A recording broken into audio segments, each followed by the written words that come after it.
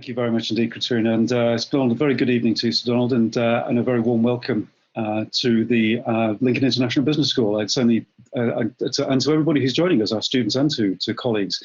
Of course, I'm only sorry that we can't welcome you in person, but it is indeed a great honour to have you with us this evening. And as you can see by how many people are attending, how much interest is being generated by the subject that you have to do. So, if you don't mind, I'll just complete a couple of formalities, and then we can of course get into the main part of this session. So, I'm sure Donald doesn't really need a lot of introduction to everybody here because he is so well known in the industry. But I'll just give a brief overview.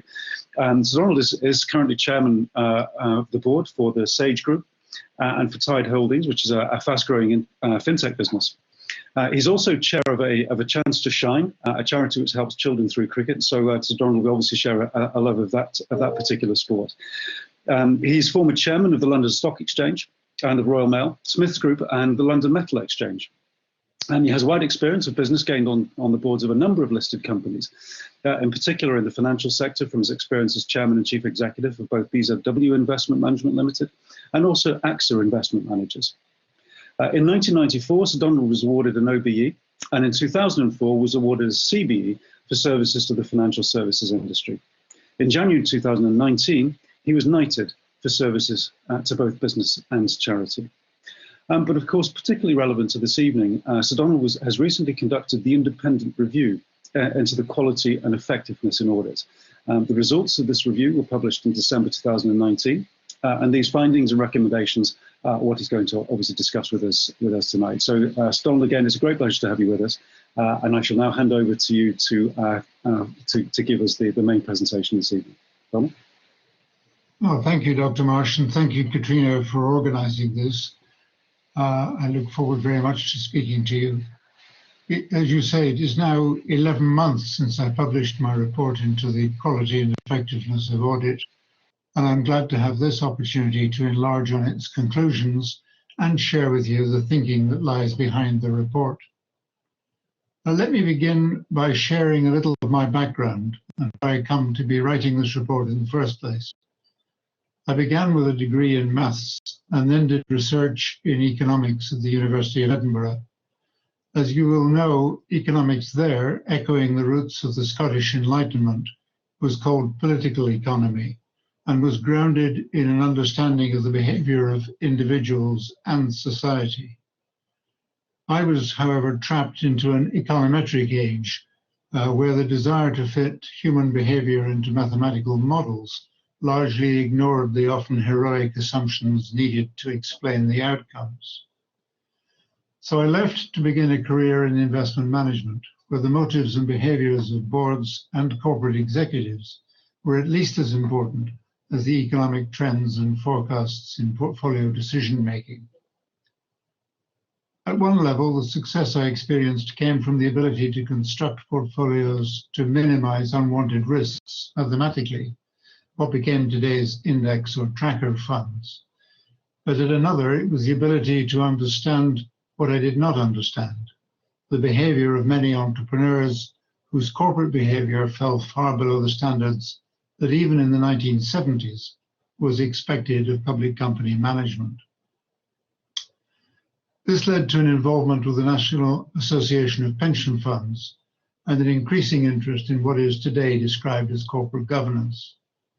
There we developed policy statements designed to improve the accountability and transparency of the boards of public companies, whilst I continued to build investment management businesses. Fast forward to the end of the last century, and I found myself becoming a non-executive director of public companies and ultimately chairman of many. When the government commissioned the CMA review of the market for audit services and the Kingman review of the regulator for those services, the accountants began to participate in response to much public criticism of auditing and started to plan a review about quality. None of this work sought to define audit, but rather build on the edifice of existing understandings about standards and a rules-based approach to assessment. Here we could see the first evidence of the way in which audit and the audit market has developed as almost a producer-led concept.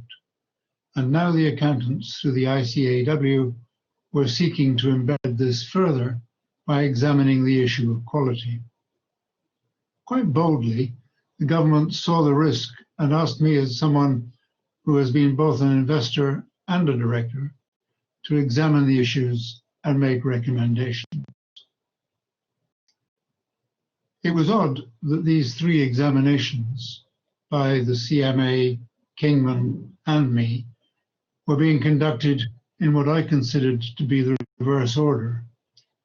But at least I was encouraged that the government had welcomed the findings of the Kingman review and indicated it would find legislative time to enact its recommendations. This meant that there would be a vehicle for me to use to embed any changes I saw as necessary to improve quality and effectiveness. So starting early last year, we called for evidence and received 2,500 pages of views and held well over 100 meetings with interested parties. Coming in the slipstream of several high-profile corporate failures, it was hardly surprising that there was such widespread interest. I also established two sounding boards, one consisting of auditors and auditing practitioners, and the other consisting of the preparers and users of accounts and academics. Before considering how to improve quality and effectiveness of audit, or how its services compete or are regulated, I concluded that we needed to be very clear about what it is and what it's trying to achieve.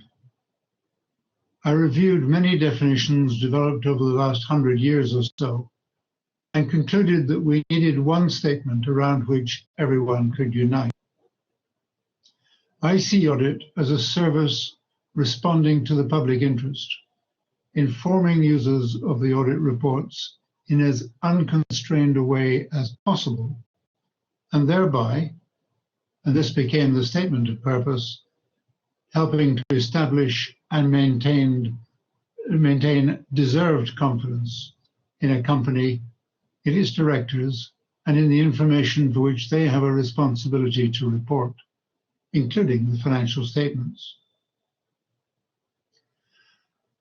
Whilst prepared explicitly for the benefit of shareholders, who have the right of legal redress from the auditors in consequence, there must be also a recognition that others, customers, suppliers, lenders, employees, and taxation authorities, will rely on the auditor's report to a lesser or greater extent.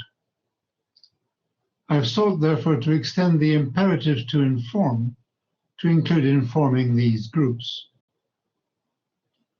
Ideally, I would like this purpose to be embedded in law, but understand that there are many technical difficulties with this approach. Nevertheless, embedding this purpose in the regulatory framework and holding auditors to account for the extent to which they achieve it would go a long way to improving the effectiveness of audit. There's been a lot of discussion since my report was published about what deserved means, deserved confidence. The best way to understand this is to turn it around and consider what would happen if confidence was given through the audit in a company where the directors were perpetrating a fraud. The recent events in a high-profile example in Germany reveal well these dangers. The other part of the purpose, the reference to including the financial statements, was effectively a redrawing of the meaning of audit. To most people today, especially accountants, audit is a very precise and narrow concept built around a rules-based examination of the financial statements, whilst there are many other variables involved in corporate reporting about which users want to develop confidence. I concluded that we need an all-embracing concept of audit, with subsets relating to particular areas of corporate reporting, including with which we are all familiar, today's statutory audit. After all, what do shareholders really want to know from reading the reports of the directors of the companies in which they invest? I think it boils down to three fundamental questions. Is the company being honestly run? Secondly, is it likely to survive over the time period in which I'm investing? And three, is the information I'm being given reliable enough for me to make informed decisions? These questions cannot be fully answered by auditors, but they are an excellent starting point and certainly frame the mindset needed for a successful audit. Now, there are many participants in the corporate performance ecosystem, all of whom interact if the outputs are to be complete. The executive directors, the non-executive directors, the investors, the regulators, and the auditors. Others need to step up and play their part if the producer-led environment is not to return us to the world after the McFarlane report decades ago, since when little changed. It was instructive to me to see how my words were twisted by one Big Four accountant giving evidence to the Australian Parliament. He quoted me correctly as saying that it was not auditors that caused corporate failure, but directors. But he then went on to draw the conclusion that therefore there was nothing wrong with audit. There was just a failure by users to understand what it was doing. I beg to differ. In broadening the definition of audit to include variables like gas reserves, climate-related variables, and alternative performance measures, I'm not seeking to grow the audit market indiscriminately. That's why I have proposed that each company prepares and seeks support from its shareholders for an audit and assurance policy that explains how an audit has been constructed, its scope, how the provider was selected, what depth of analysis has been undertaken, and what materiality thresholds have been used. Each statement could be, and arguably should be, different for different companies. This is not an invitation to publish in boilerplate style a series of generalities. Boards and their audit committees will be accountable to the shareholders explicitly for the policy. If it is disproportionately cumbersome or overcautious, shareholders may reject it. Equally, if it is cavalier, it should meet the same fate. This policy is the antidote to those who complain that audit is becoming increasingly expensive. It gives shareholders the opportunity, whilst of course respecting the requirement for some pieces to be statutorily defined, to tailor the audit of any particular company to their requirements. To aid with this process, I've recommended that directors should publish their risk report before the scope of this year's audit is determined, and create a mechanism for shareholders to provide input to the scope setting process. I recognize that in many companies, shareholders will be content to leave that decision about scope entirely to the audit committee. I also recognize that in the end, it's for the board and the audit committee to determine the scope after receiving such advice. Remembering, however, that much of the current work on audit derives from the collapse, in particular, of Carillion, and that several major shareholders claim to have seen the writing on the wall and sell their holding, this more formal mechanism would be an appropriate channel for shareholders to have influenced decision-making long before the collapse. Indeed, if they did not use this mechanism, then it would be a legitimate question for those whose savings they curate to ask why they had not done so in the event of a subsequent disaster. In the course of conducting the review, I heard major investors say they had lost faith in audit reports and reread them. Well, here is a mechanism to allow them to shape the information in a way that is helpful. I'm encouraged that recently there have been statements from the director of the Investment Association that suggests that many of the recommendations in my report are gaining support in the investor community. And I look forward to seeing far greater involvement from investors than hitherto.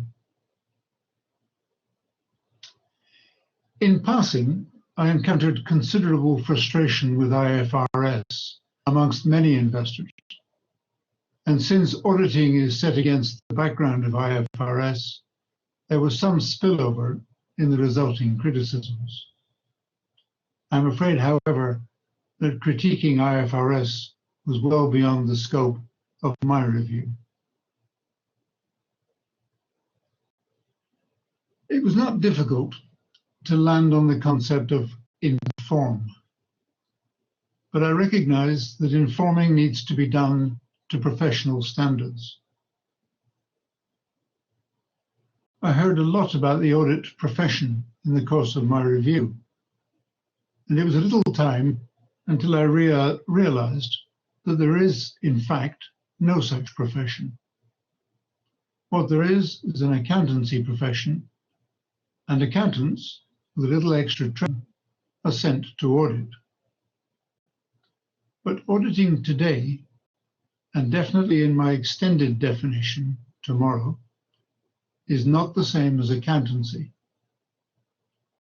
The skills required are much further reaching and involve psychology, business model understanding, investigative ability, intelligent application of suspicion, and many judgments about workflow management and materiality assumptions. Today, accountants prepare statements and mark their compliance with standards. Tomorrow, I hope, auditors, starting with a mission to inform, could do so much more. This is the antidote to those who say that auditing is becoming a less attractive career. With the right training and qualifications, auditing should become far more interesting than accountancy. I earnestly hope that academia will pick up this challenge and think deeply about how courses could be developed to equip tomorrow's auditors. Good work is now underway at the ICAW in this respect, but unless care is taken, auditing will become a subsidiary of accountancy rather than a distinct profession. Of course, there could be movement and career paths between the two. Other professions collaborate in this way. I've learned in the course of the last year how hard it is to change the way in which people think. For everyone involved, audit means one thing, and there is a consistent image of an accountant checking the books. Only yesterday, in a meeting with audit committee chairs of major European companies, following my explanation of my new definition of auditing, one said that whilst he was in favor of a review of, for example, claims about green credentials, he then went on to say that he did not see why an auditor was the right person to do this. In my definition of audit, this is precisely what an auditor would do. The question he posed would not arise, but I can see how, with the view of an auditor as an accountant focusing on financial statements, he would reach the opposite conclusion. Changing attitudes definitely takes time. Such a new profession will need overarching principles, and I've laid out in my report a straw man for that purpose. Such principles would help to ensure that the professional behavior of an auditor was the same, whether he or she was looking at the financial statements or a company's copper reserves. An audit report would be valued by users better for knowing the professional behavior and standards to which the auditors were committed. Such a profession could also attract new entrants to the audit market, as newly defined, an objective explicitly sought by the CMA. Why should a Gartner or a Wood Mackenzie not employ auditors also? Today's financial statements auditors are given by statute a unique view into a company.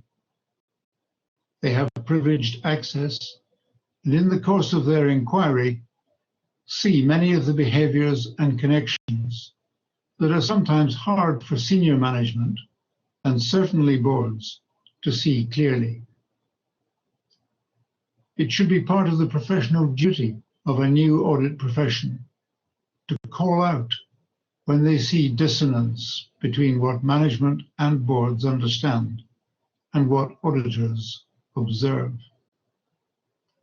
In the first instance, this calling out would be to the audit committee.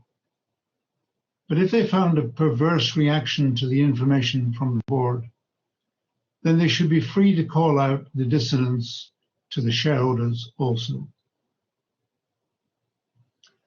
One area which may come quickly into focus in this respect is the progress towards greening business. I fear that we may be heading towards the potential for new damage to confidence in the often unverified statements about green intentions and actions. We should deal with this preventable problem by anticipating the risks of greenwashing. This concept of calling out has met some resistance, particularly from those steeped in the liability minimization mindset that I found pervasive through today's auditors. But the answer to this lies in the obligation to ground observations in truth. That's one reason why I prefer that auditors' reports should replace the true and fair statement with presented fairly in all material respects. I won't here rehearse the arguments again, but anything which claims to be true, when in fact all it does is describe behavior against standards, confuses truth with obedience. Going back to my three questions earlier, is the company being honestly run? Is it likely to survive over the time period in which I'm investing? And is the information I'm being given reliable enough for me to make informed decisions? None of these asked are arcane accounting rules being slavishly followed. What I think people require is that they know that the information that they're relying on is fairly presented in all material respects. If there is an expectation gap, and as you will have seen, I'm skeptical about this concept, then claiming this truth can only help it to persist. In this lecture, I cannot cover every aspect of my review. And as you will see, many aspects of the conclusions are inextricably intertwined with each other. That's why I've been very reluctant to pull out and prioritize the recommendations. For the true benefits of the report, will only transpire if all the participants in the system play their part. But one area which contributes more to misunderstanding and confusion than almost any other is around fraud. Users of accounts are in no doubt that they expect something to have been done about fraud by the auditors. The first actors in this drama, however, are the directors. It should be incumbent on them to lay out the steps they have taken to detect and prevent fraud. It is, after all, a primary duty of directors to prevent and detect fraud. Of course, sometimes they are themselves the perpetrators of the fraud, making it all the more important that the auditor reviews the statement. But more than that, there needs to be no ambiguity about the auditor's role. Just because some fraud is very difficult to detect, and reasonably so, should not excuse them from an obligation to endeavour to detect material fraud in all reasonable ways. And I recommended that ISA 240 be amended to make this clear. Just to repeat, the obligation would be to endeavour to detect material fraud in all reasonable ways. The key words are endeavour, material, and reasonable. With regards to endeavour, the auditor should lay out what steps he or she has taken to detect fraud. With regards to material, that should be defined and made clear by the directors in the audit and assurance policy. And with regards to reasonable, there needs to be a trusted mechanism for determining the reasonableness of the actions taken at the time when, as will happen, undetected fraud ultimately emerges. In a section of my report that has not been much discussed, I suggested a way in which a body with unrivaled status, such as the Takeover Panel, might act as the independent arbiter of reasonableness, thus removing the fear that some auditors have that auditors, no matter how good or well-intentioned, will find themselves pressured into using hindsight to find culprits. This is a key part of my recommendation. Without the confidence in the fairness of that judgment, auditors will be reluctant to take on the responsibility, and the views of the senior partner of one firm in notorious evidence to the Bayes Select Committee claiming that discovering fraud was not his responsibility will prevail. Well, change is starting. There are several areas where it is possible now to discern change. Statements from resigning auditors are just becoming more informative and more frequent. Some of the Big Four are incorporating forensic accounting training in the CPD of their auditors.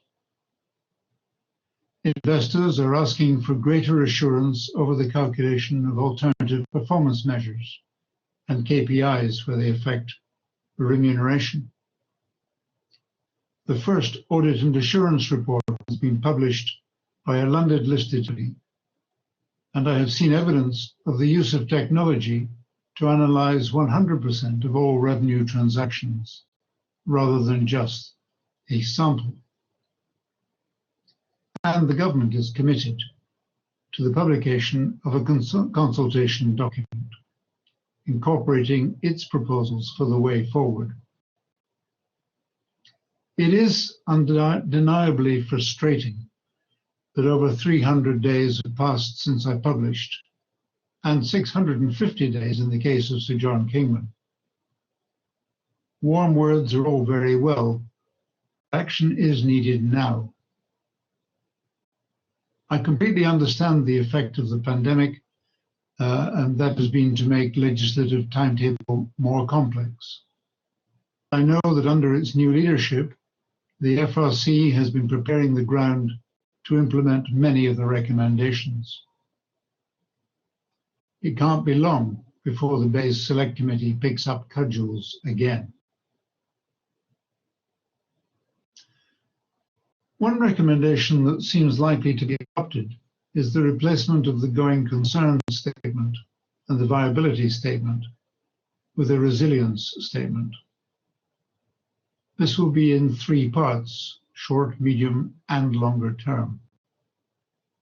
The degrees of depth to which these statements are audited will diminish the longer the time horizon. Thus, short-term resilience will be subject to audit in much the same way as today's going concern statement.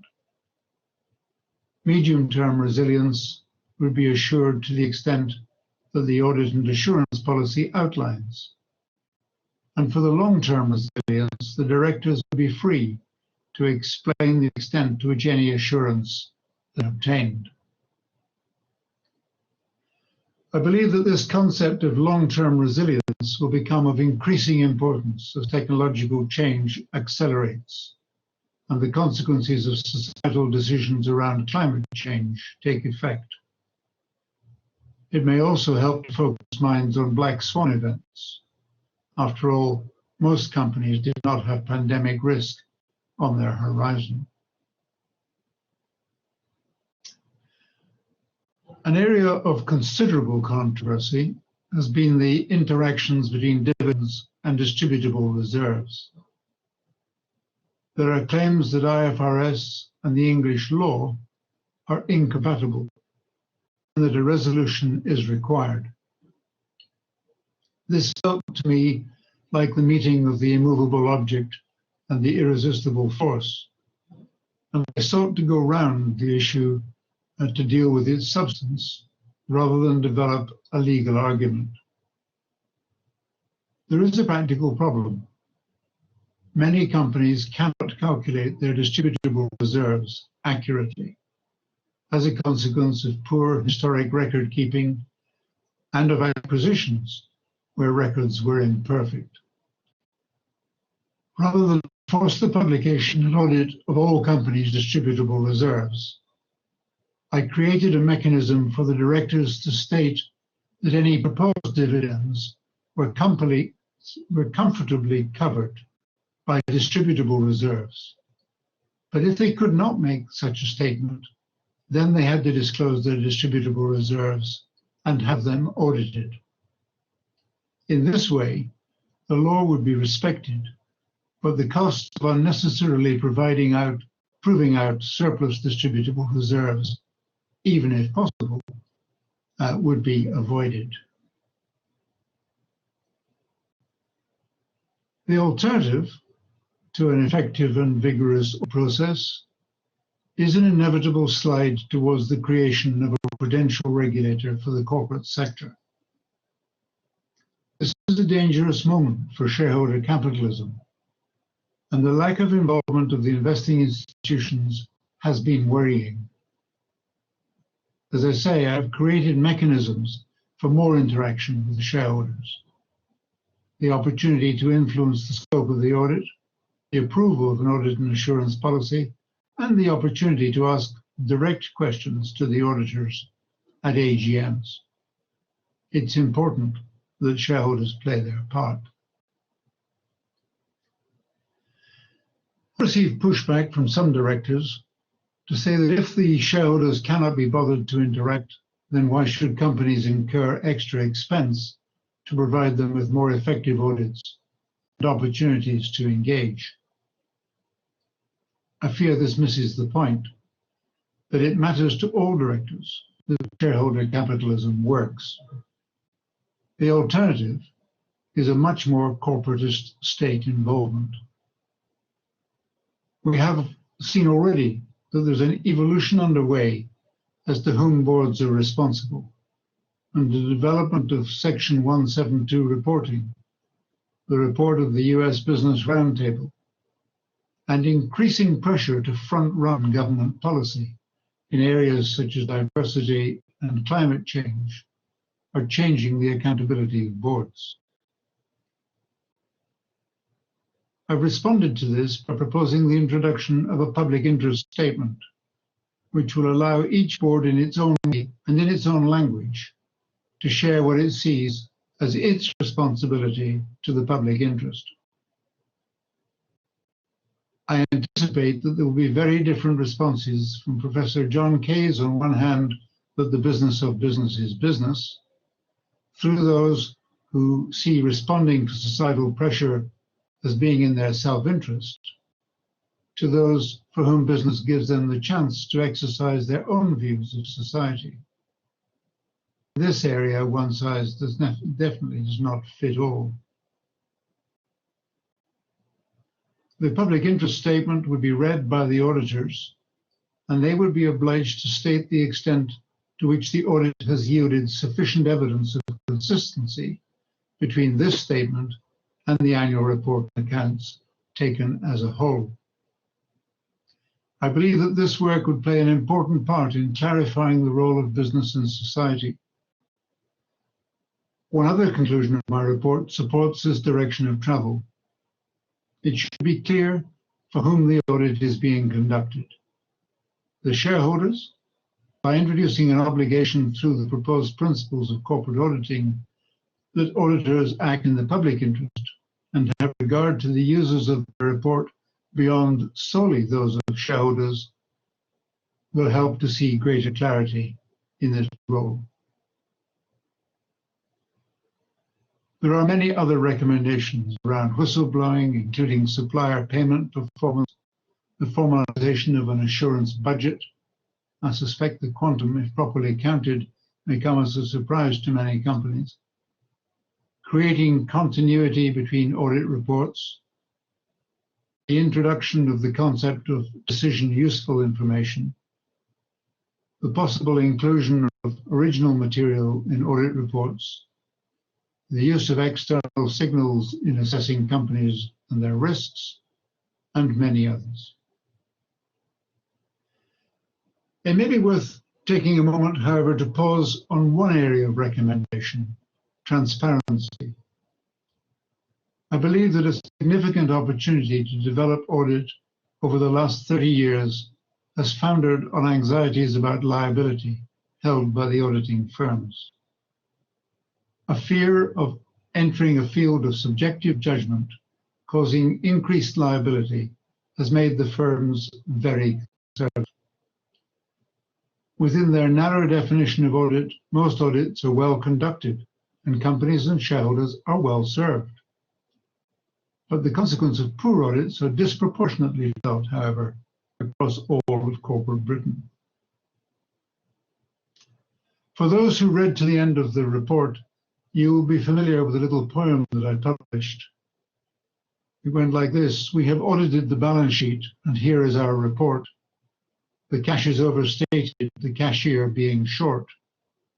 The customer's receivables are very much past due. If there are any good ones, they are very, very few.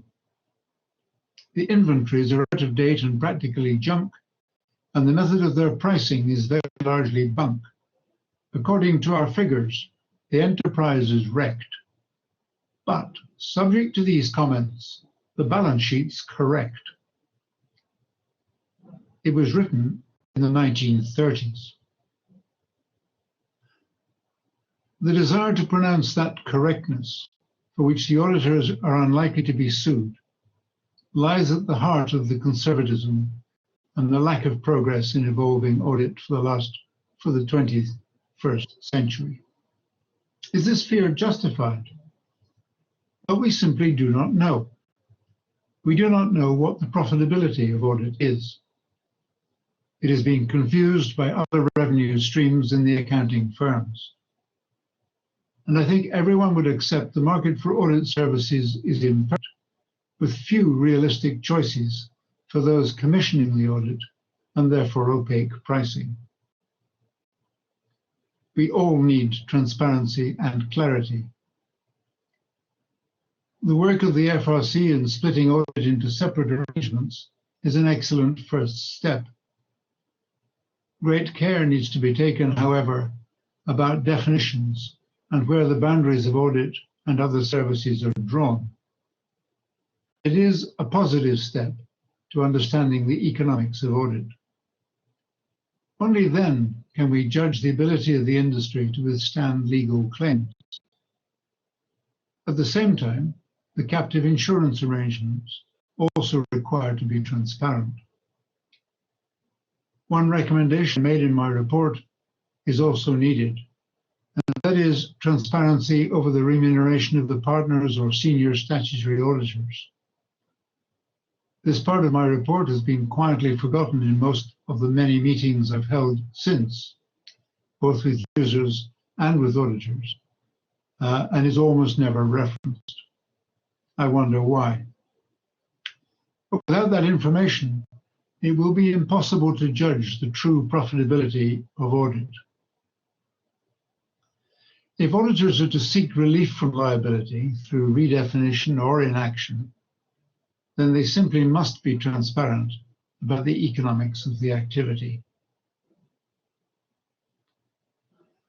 I very much hope that when the government finally publish their consultation, they make such transparency mandatory, for otherwise we will be condemned to another 30 years of much talk and little action. So how do I feel now that almost a year has passed? I'm pleased that I can see some of the new concepts in my report starting to gain traction. For example, I believe that we are now well on the way towards a UK version of Sarbanes-Oxley with respect to internal controls, and widely accepted and recommended. And in meeting after meeting, I encounter a greater understanding of why auditing matters and of the reimagining I have proposed. On the other hand, time is slipping away and government action has not yet arrived. I hope that we will not have new scandals emerging as the pandemic recedes, exposing practices that have been masked by government generosity. And human nature being what it is, as one of my old bosses used to say, right now someone somewhere is doing something wrong. I am not optimistic that the Bayes Select Committee will not rejoin the warpath that led to the 3 reports I have discussed. My report was confined to public interest entities, but just as many of the ideas contained in it could apply to other entities, so too the report is beginning to influence other jurisdictions. This is important because the UK has for long been a leader in audit, and its influence stretches all around the world.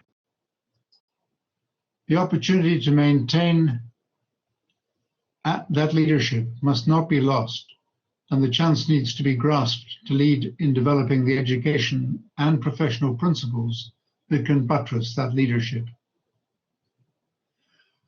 I've set out a holistic way forward.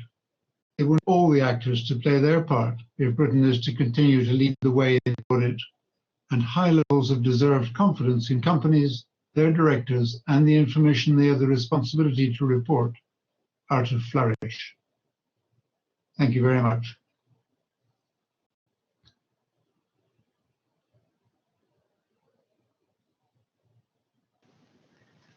Thank you very much, Sir Donald. That was an extremely interesting account of your reforms and the developments to date, which sort of brings us up to date with the current position. I think that's something that's probably been a bit lacking recently, largely because of COVID, but you know, there's not many updates coming through on how things are progressing and what's happening. So that's really, really interesting. I have had a couple of questions already that I think have possibly just come through to me. But if anybody else does have any questions, feel free to pop them into the chat. So both questions are from Elias. So the first question is, Sir Donald, do you envisage that non-professional qualified accountants could join the new auditing profession? So he makes reference to consultants, carbon verifiers, that kind of thing. If so, what implication would that have on audit quality and for the Auditing Standards Board or the regulator? That goes right to the heart of the biggest challenge that I'm finding, which is getting an understanding of what I mean by audit. So the answer to the question straightforwardly is yes. Okay. But that's because in the definition of audit, forget what you know about audit today as accountants doing auditing in the way they've always been done. And think of audit as something new, which is a new profession with a set of principles which govern how it operates. And then, but if you're a member of that profession and have been through appropriate education, which will lead you to understand how to verify information, how to find information, how to doubt people, how to suspect people, how to get around all the obstacles that exist. Once you've done all that, think of it like a driving license. You're now equipped as an auditor, a new auditor, to drive, but you're not free to drive an HGV or a tank. And you may be licensed to drive a family car. Well, in the same way, somebody could be educated to be an auditor, and I think this will be particularly true about climate change variables, against different standards, whether they're unified or fragmented. But they would have to do so behaving to the same professional standards as somebody who was also doing the financial statements, by which I mean the ethics and the principles of how they go about it. And then you've got an auditing profession which has within it all the accountants that are doing financial statements today and are behaving as auditors do today. You have others who are auditing different variables and providing different types of assurance, but doing it to standards and principles that are common. So when you get a report from somebody telling you about copper reserves, or conceivably even culture on one hand, and somebody who's doing the goodwill impairment on the other hand, you know they've been done to the same level of professionalism and with the same educational background and principles. But of course, there are specializations within. And that's a really difficult thing to do because as the chairman of the audit committee of one of the biggest companies in Europe said to me yesterday, as I said in the lecture, he said, oh, but I don't see why an auditor would have to do that. And his view of the auditor was still the old view of an auditor as an accountant in accounts. But auditor is a much wider concept. So if you like, there's a much wider assurance within which today's audit sits. Okay, I'm going to completely abuse my chair's privilege at this point and just kind of ask a little bit more about that. So you actually envisage it as sort of almost being streams of assurance rather than purely financial, so that you could perhaps have different areas but with a similar kind of auditing background. So I chair a software company. And we spend every board meeting, the first item on the agenda is cybersecurity. It's pretty existential. From time to time, the board asks for assurance that what we're being told by our CISO and our internal audit people is verified independently and externally. Now, I would like to know that when I get that external and independent verification, that it has been done to the same level of professionalism as I would expect to see from the auditors that I'm familiar with today who look at the financial statements. So that's what I envisage. So if you think then of cybersecurity as a stream, yes, stream is a perfectly okay word for that purpose. But it's as a user of the information, I have real confidence that I'm now getting something truly worthwhile. Okay.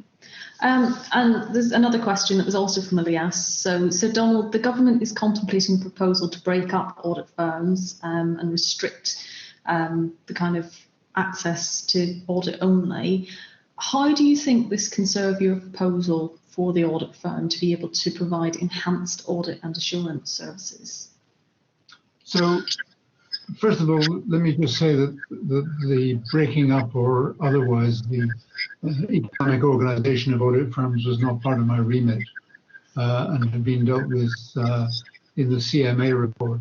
and I therefore deliberately did not get into that discussion in my report. But I think I'm free now to say that what I see the FRC doing is adopting a very effective bully pulpit and encouraging the firms to split the audit activities into something which is precisely and clearly and identifiably audit. As I say in the lecture, it's very important that the boundaries of that are watched carefully to understand how they are established, and that they're not just recreating a mini version of what exists already. And I don't see any impairment to how the audit can be enhanced as a consequence, because there's nothing to stop those, let me call them the new audit firms in that sense, buying services from other parts, either of their own firm or indeed from other firms, to help them in where they need additional expertise. But they should be bought, they should be on a proper arm's length pricing basis, as you would expect in any other business.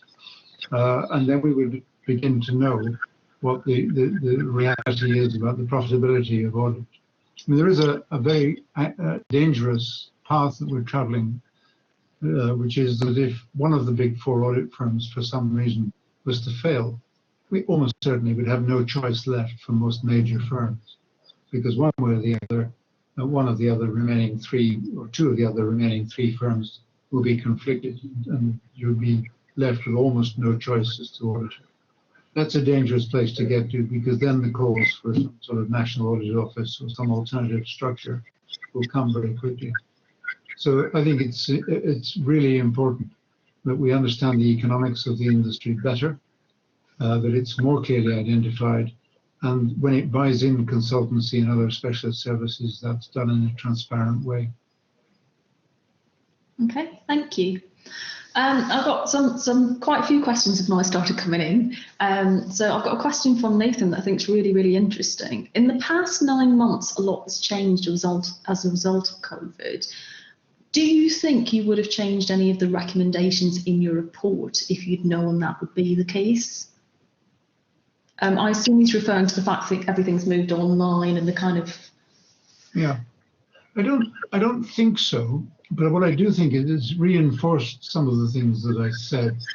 So what's become very obvious, obviously, was that a number of demands from regulators were set aside or at least compromised just for purely practical reasons in the last 9 months.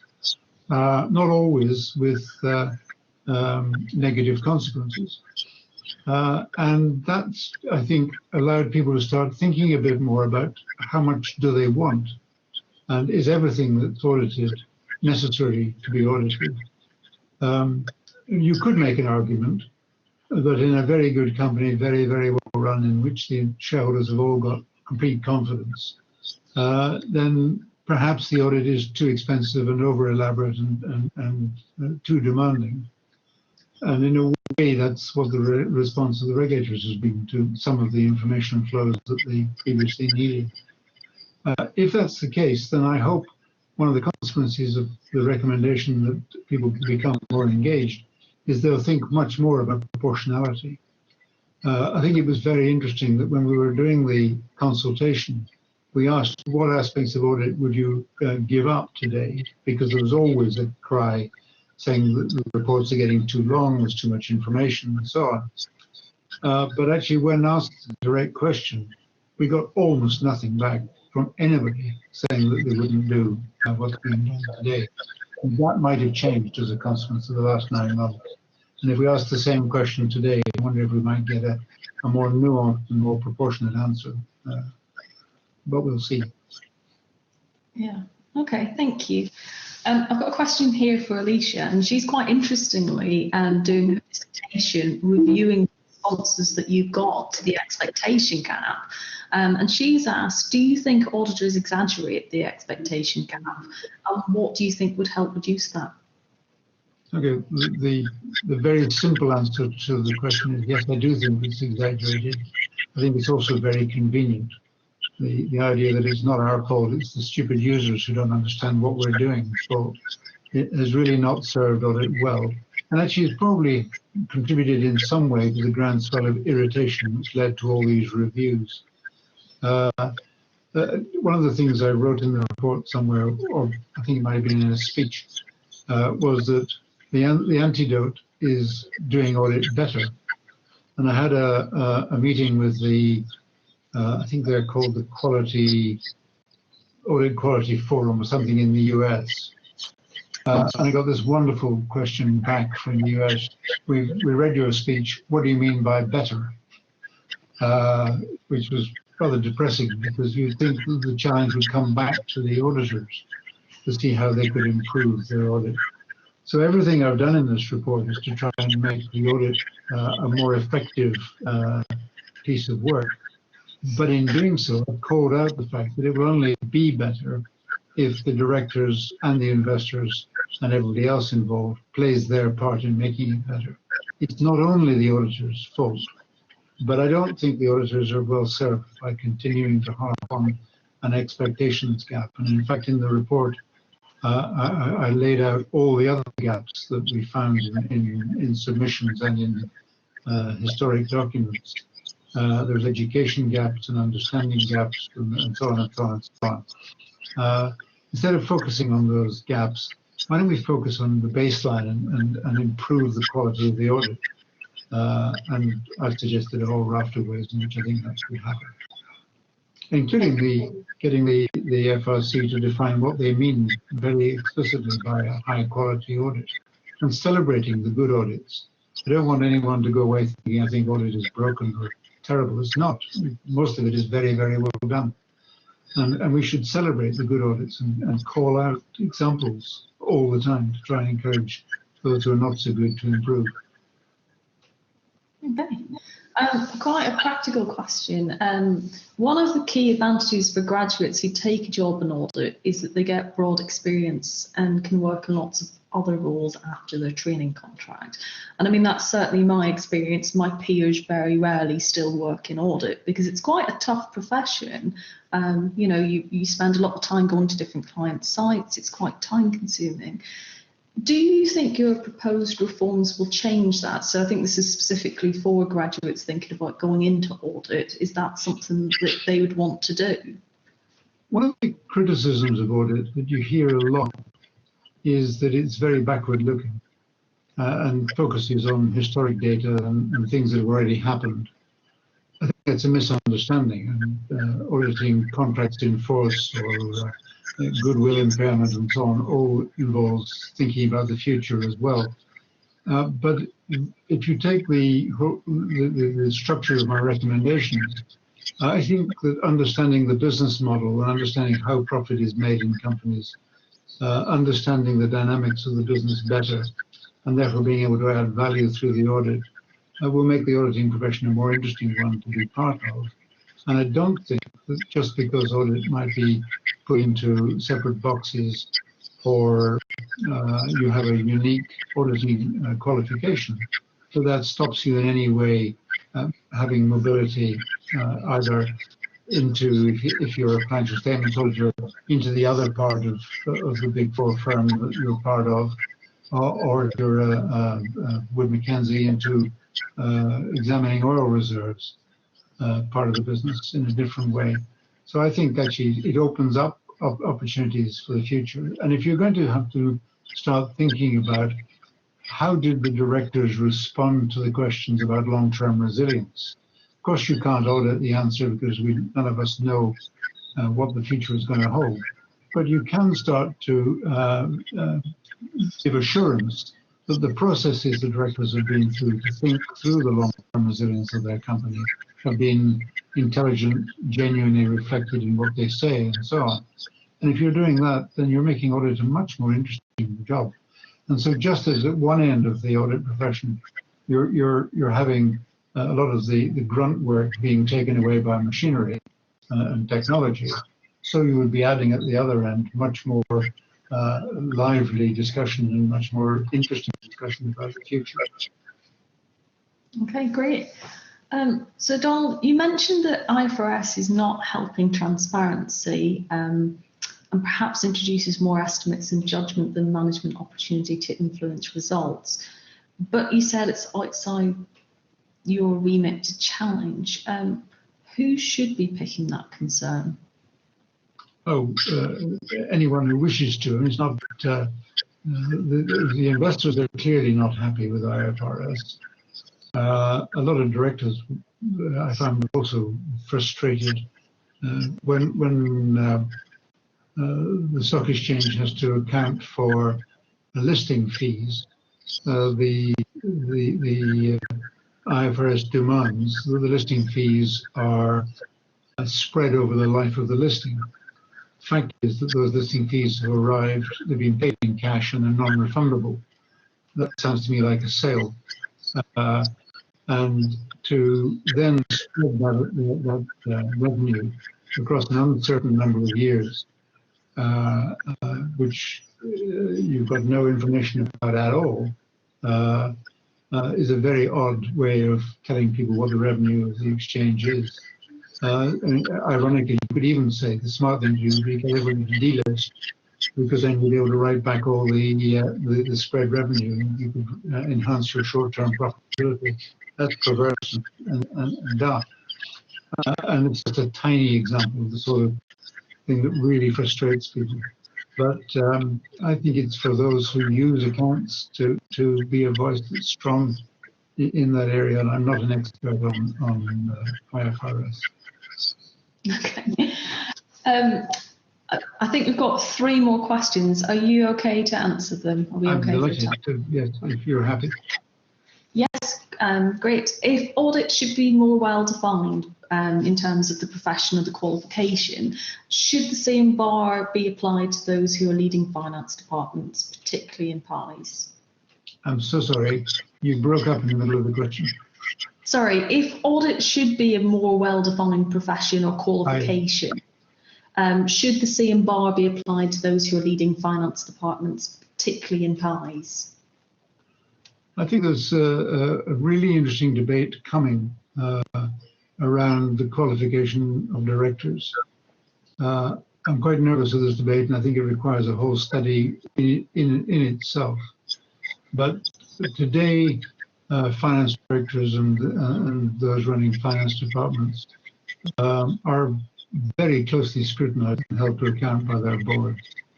So, and I speak to the finance director of my company, pretty much several times every month, and I'm constantly asking questions, as is the whole board. I think that if you found that they were deficient in the skill set, you'd find it quite quickly and deal with it. I'm not in favor of the idea that you start to create qualifications for directors and you have to pass some exams, because part of being a director is as executive director is part being an entrepreneur, and as a non-executive director is part being someone imbued with enormous common sense. These are not things that either of which fit well into qualifications. So I'd be quite nervous of going down that route. Okay. So Donald, the dial on auditor effectiveness would be turned if shareholders engage in the audit process before something goes wrong. How can we encourage or even force shareholders to take responsibility for engaging? Well, one way is to write reports like this and proselytize about it endlessly. And it was really interesting to hear the Investment Association going through the recommendations the other day and saying, we support this, we support this, we support this, we support this.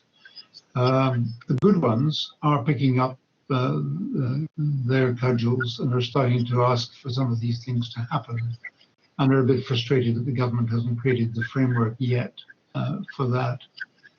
I have a question which I just leave hanging out there, however, and it's troubled me for a long time.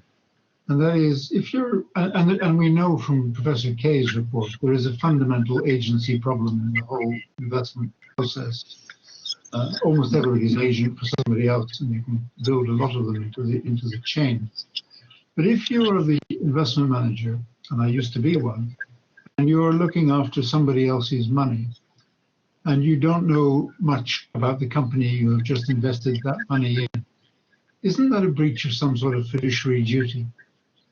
And if we made it clearer what that fiduciary duty was in relation to the depth of your understanding of the investments you're making, then maybe that would have a major impact on how investors reacted. But at the same time, I want to balance it by saying most investors do not have the skill sets to run a company. They don't pretend to. It's not what they do. So they delegate that to the board of the company. So the corporate governance piece, where they monitor the board of the company, is really important, because that's where they've given away, or that's where they've used the board as their agent in this fiduciary process. But if the fiduciary process was clearer, then I think you would get investors more engaged. But it's a big subject, and it requires more thought and more discussion than just a quick 5-minute answer. Steve's raising his hand. I'm not sure whether he has a kind of follow-up question to that, because it was Steve who asked the question in the first place. I wonder if, in answer to the question that you've just proposed, the answer is, should they not get their own due diligence? I mean, is this something that really should fall onto the auditors?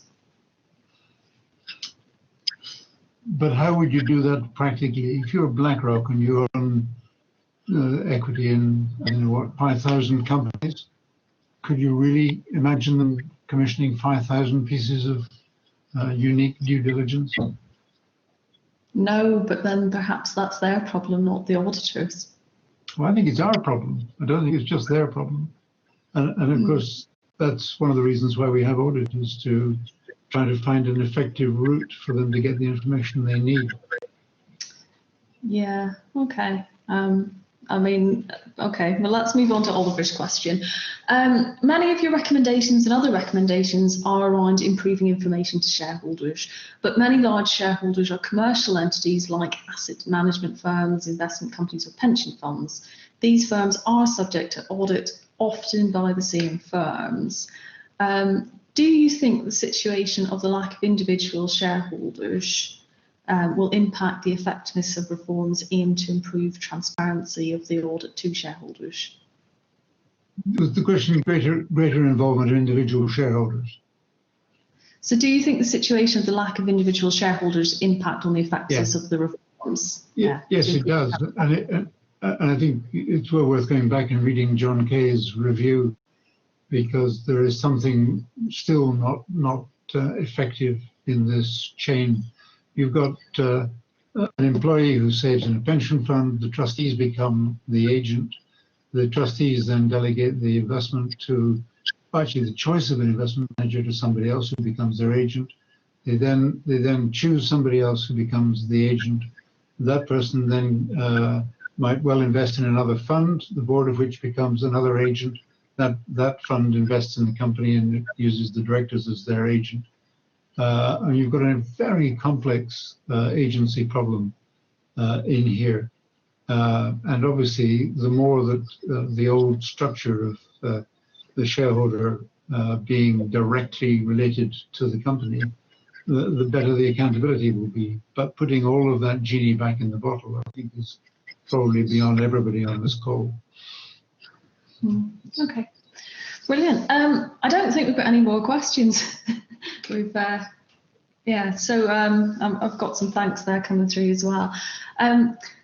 On behalf of all of us, thank you very much, Sir Donald, for giving us your time, and of course for going through and answering all the questions, because I think that's the interesting bit, when we get to put things to you that perhaps aren't instantly available in your report or in other talks that you've done. So thank you very much for coming and speaking to us, and for being so open and candid with us today. And we'll get lots of thanks in the chat. Normally at this point, of course, we would clap and thank you for your time, but it's a bit more difficult on that kind of system. That's all right, but thank you. Congratulations for being the only university so far who has asked me to talk about the recommendations. So you're in the lead. Great. Well, I think it's something that's pretty important, and as you can see by the number of people that we had here, there's certainly quite a lot of interest. So thank you very much. It was a pleasure. Thanks very much for asking. All right. Thank you. Bye.